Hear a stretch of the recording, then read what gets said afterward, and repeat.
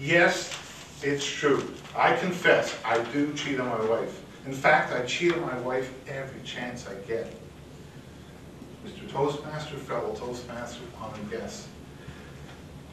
To understand me, you have to understand I come from a long line of meat and potato men. My mom would slave over a hot oven and cook beautiful meals, pork chops, sausages, chicken, turkey, roast, hamburgers, hot dogs, and my favorite, the fried bologna sandwich. And I carried on my love for meat all the way through high school, into college, and all the way to university. York University, class of '81, Stom. And what I ended up doing is I met my wife there. I'll never forget that day I met her. There she was in line ahead of me at the barbecue, and she was directing the cook on how to flip her burger, just to get it perfect. Oh, I'll never forget that little bit of drool that came out of her chin as she waited in anticipation for that perfect burger. For me, it was love at first sight. I remember we got to know each other, dated, eventually graduated, and of course got married. Our wedding was very special.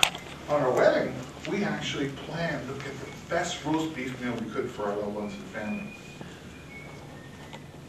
We took so much time with our wedding that we decided that we'd take as much time on our honeymoon. So this is what we did.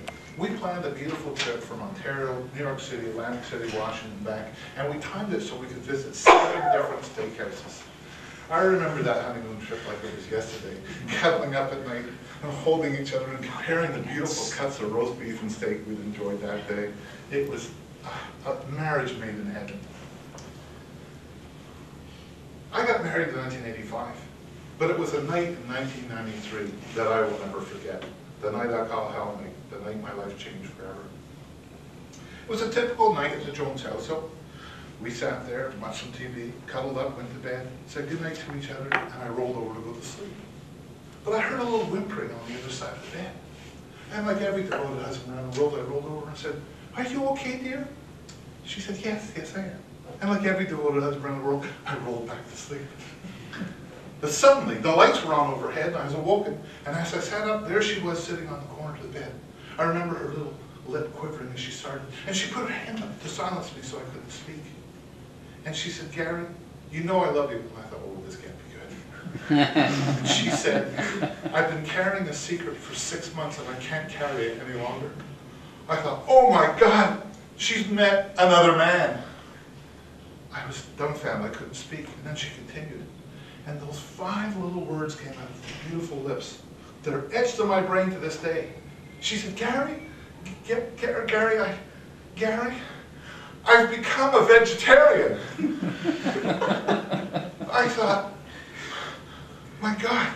And without any kind of control, these thoughts came from my soul, right at my lips, and I heard myself yell across the room, "How could you do this to me?" And I grabbed my pillow, and I grabbed my blanket, and I ran downstairs and cried myself to sleep on the couch. In the morning, I got up early, and I left before she was up. I couldn't concentrate at work, and I found myself at the local mall walking around. I decided that day that I was going to save my marriage. I was going to do everything in my power to save this special, special part of my life. I decided to buy a gift. But you know, flowers didn't seem appropriate, candies, chocolate. And I found out that day that Hallmark do not make a card saying, "Congratulations on becoming a vegetarian." But I did find the perfect little sentimental book, and I had the lady wrap it up with the best ribbon and bow, and I ran home waiting for my wife. Around 4:35, she came walking in, and I looked at her, and she looked at me, and I handed her this gift. She unwrapped it, and she opened it, and there in her hands was that beautiful sentimental gift. 151 things to do with tofu. She jumped in my arms, and we said our love yous and decided we were going to work together at this new part of our marriage and make it work. Friday night I came home, and to my surprise, she had a beautiful dinner ready. The candles were going, the good china was out, and for the first time in my life, I had tofu lasagna. Saturday, we had our friends over for burgers as usual, and we had tofu burgers. Oh, no. Sunday, tofu meatloaf. Monday, well, you get my point. I thought, what a fool I've been. I'd actually give my wife 151 ways to torture her husband. So I decided drastic times deserve drastic action. So I found myself going to the local sports bar. I parked my car a block away and snuck in. And I sat in, the waitress came up to me. And I looked at her and she looked at me. And I whispered quietly in her ear. She patted me on the hand knowingly. She winked and she disappeared in the back. And I waited in anticipation for her return. A couple minutes later, she came walking out. A picture of beauty, a vision of beauty. And she put in front of me 24 honey garlic chicken wings, lightly dusted. And I started to devour these things. I was eating and noises were coming out of me that you'd never believe. Patients were moving to the right, moving to the left. I had sauce on my face and sauce on my shirt and sauce on my hands. And I was alive!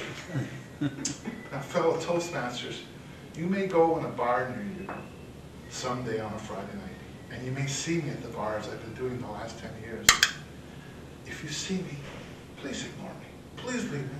If you hear animalistic sounds and no one's sitting near me, please be aware that that night I'm cheating on my wife. I'm cheating on my wife to save my marriage.